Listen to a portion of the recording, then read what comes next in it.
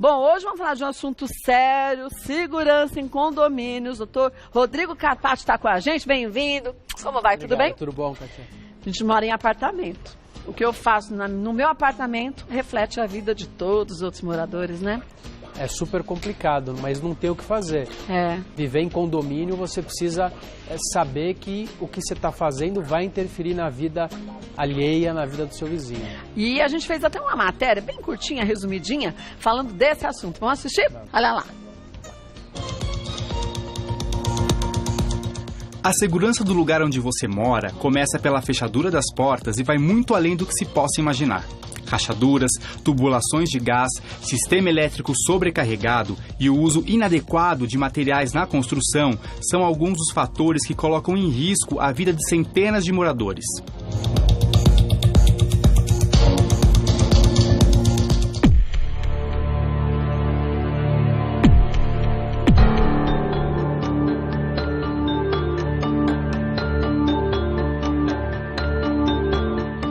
No dia 14 de junho, um incêndio de grandes proporções tomou conta do Grenfell Tower, em Londres. Construído em 1974, o prédio, que tinha 24 andares e 120 apartamentos, foi reformado no ano passado. Ao menos 79 pessoas morreram ou estão desaparecidas. As autoridades alertaram que esse número ainda pode aumentar. A possível causa do incêndio está na escolha do revestimento usado na reforma do prédio. A construtora usou uma versão de chapas de alumínio que não é permitida para fachadas, apenas para interiores.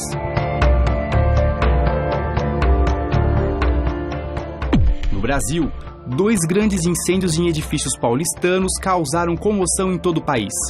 Em 1971, o excesso de carga elétrica foi a causa do incêndio no edifício Andraus. A tragédia só não fez mais vítimas porque o edifício tinha um heliponto, por onde 500 pessoas foram resgatadas.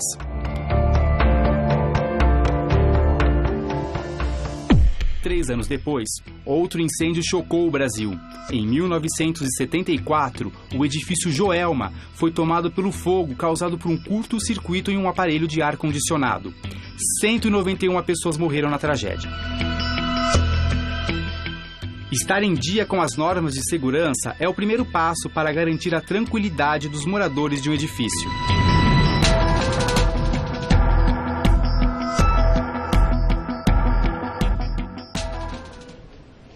Gente, o assunto é muito sério. No caso que a gente viu do incêndio em Londres, naquele prédio, o prédio tinha 24 andares, 120 apartamentos, foram 12 mortos, 78 feridos, mas ninguém sabe por onde começou o incêndio, né?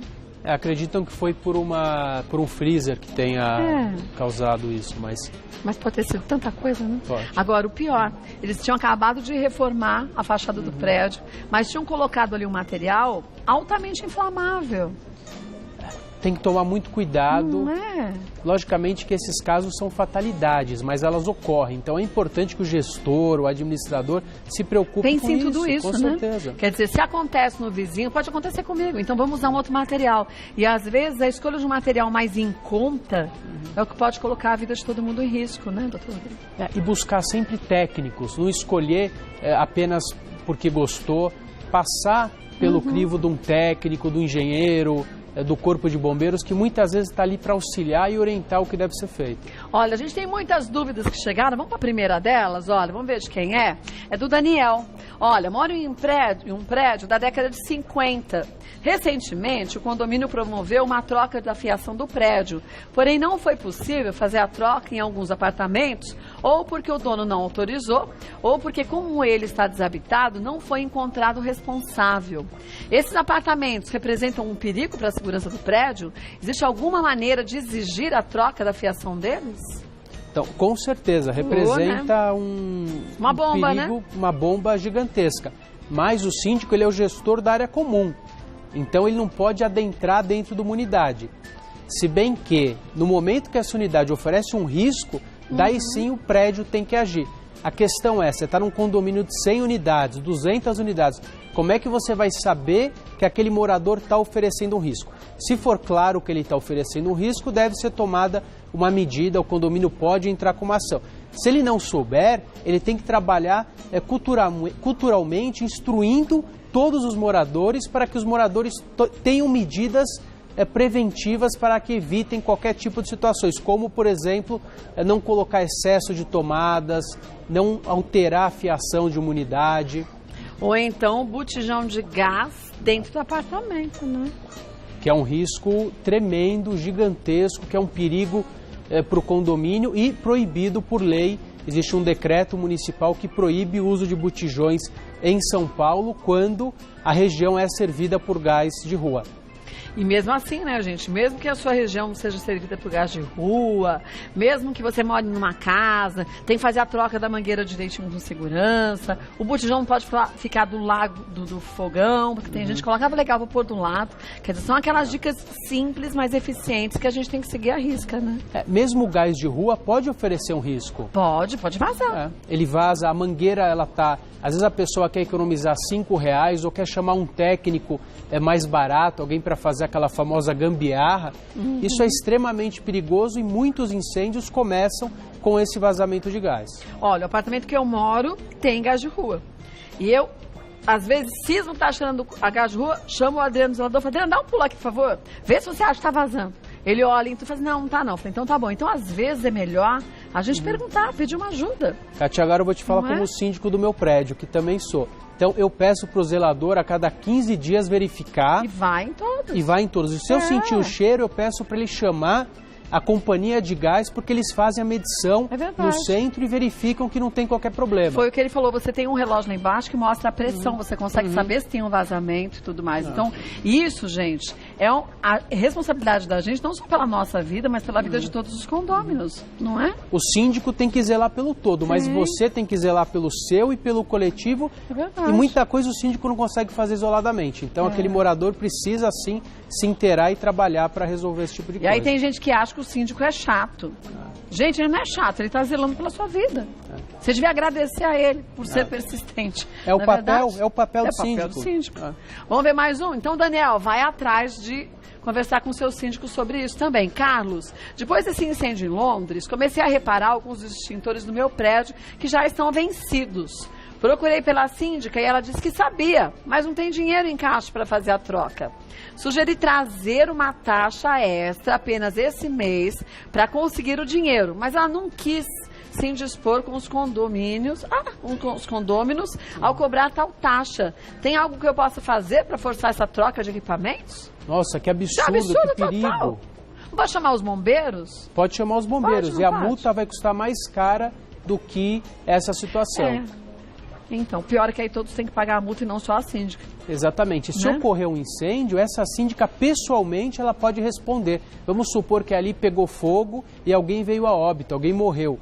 Esse síndico ele pode responder inclusive por homicídio culposo, porque ele, na função de garantidor, que é a função de síndico, ele está assumindo o resultado de ter causado esse dano, uma vez que ele, na qualidade de síndico, poderia ter evitado isso se ele tivesse tomado as medidas. Ele sabia do risco. Ele sabia do risco. Então ele assumiu o resultado. Né? Exatamente. Então o Carlos tem que tomar uma atitude conversando com a síndica, dizendo que senão ele vai chamar os bombeiros, né?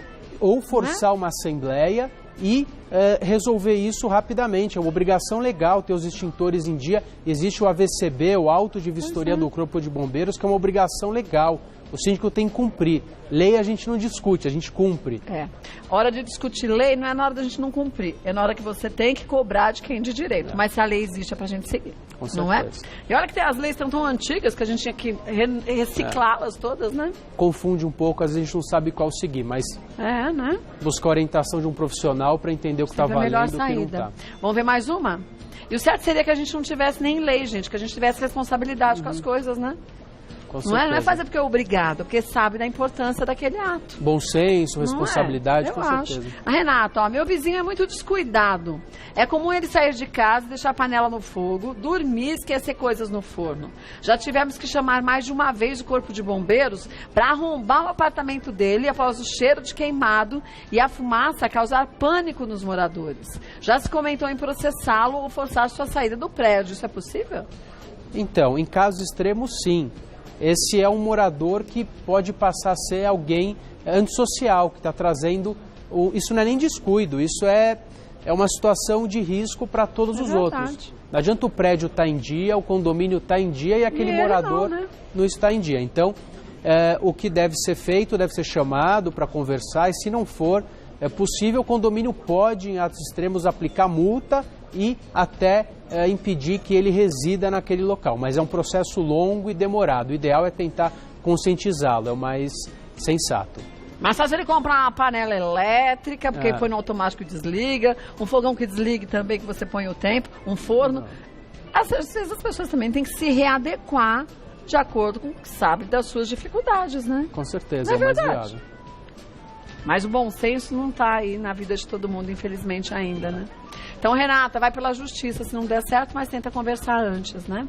O ideal é que ela Melhor, tente conversar, mas tem que entender qual é esse problema. A gente tem casos, por exemplo, de situações onde idosos com Alzheimer que causam alguns tipos de risco e que estão vivendo sozinhos. É uma situação complexa e explicável, e daí você toma uma medida, você chama aquelas pessoas que são obrigadas a cuidar daqueles idosos, e até o Ministério Público, em alguns casos, pode interferir. Mas, especificamente, um condômino desleixado, descuidado, é muito perigoso e, se não tiver uma solução de conversa, vai ter que entrar com uma ação e ele pode, inclusive, perder o direito de morar naquele condomínio. Vamos ver mais uma? Adailton, minha rua sofre muito com assaltos, considero questão de tempo para o meu prédio ser invadido. Em caso de arrastões, o condomínio pode ser responsabilizado? Eu volto, porque essa história vai render. Agora,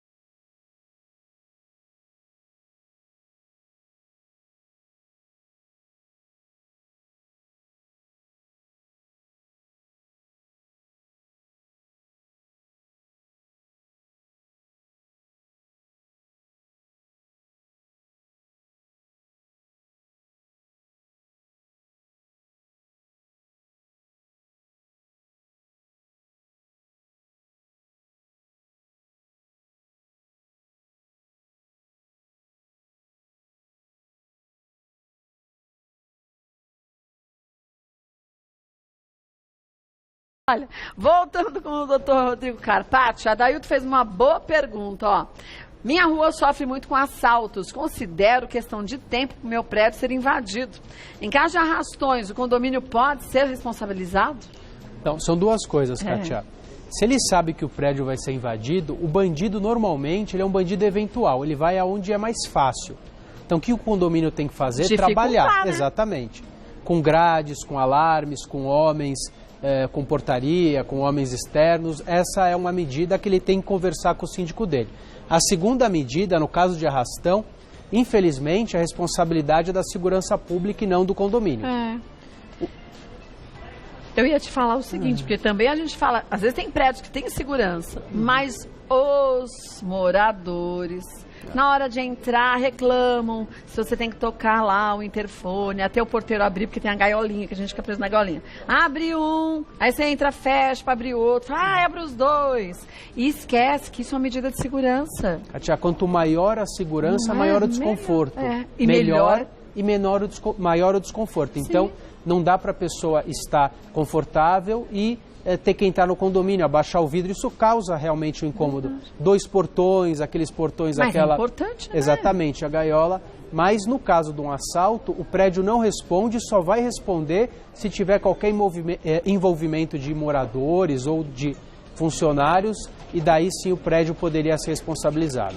Agora, cada um de nós, o que a gente pode fazer dentro do seu próprio apartamento, buscar uma porta mais segura, com um número maior de travas, isso também é importante, né? É uma somatória, o condomínio não é responsável também por trazer segurança. Ficar atento na hora que entra e sai de casa, como a gente faria se a gente morasse numa casa, não muda nada. Avisar os convidados antes, avisar prestadores, para que a portaria esteja pré-avisada, porque tem muitos golpes, tem o golpe do falso policial, do falso entregador, então se a pessoa está avisada, avisa a portaria, fica mais fácil.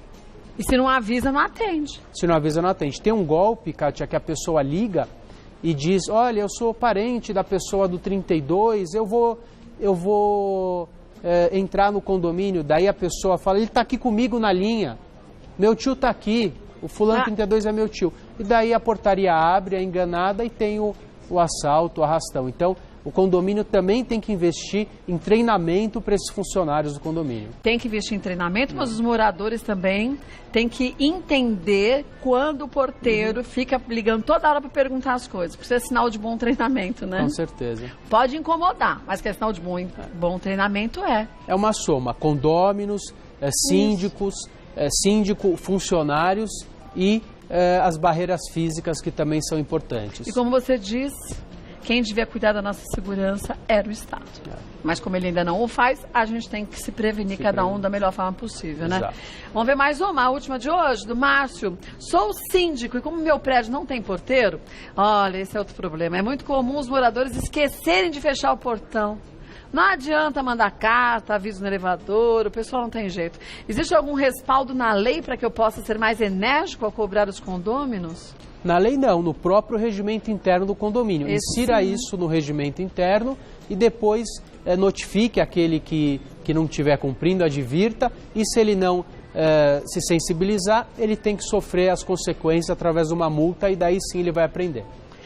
E checar direitinho as travas, né, do portão, porque às vezes também tem portão que você fecha e depois ele abre. Essa é a função do síndico, manter os equipamentos em bom funcionamento. Né? Olha, o Márcio vai ter um bom trabalho.